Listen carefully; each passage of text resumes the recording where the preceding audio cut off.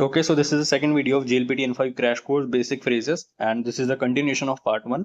In this video, we will cover some basic phrases which we speak in Japanese. So suppose if I want to say that I am an employee, I work at this particular company. So how will I say? I will say watashi wa means I, kaisha in days. So kaisha is a company, and when in comes after kaisha, it means the person who works in the company, that is the employee. So it means I am an employee.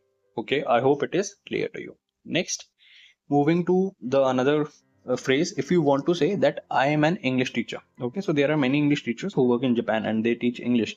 So how will they say that I am an English teacher in Japanese? They will say watashi wa eigo no koshi desu. Eigo no koshi. Eigo is English, koshi stands for teacher. Okay,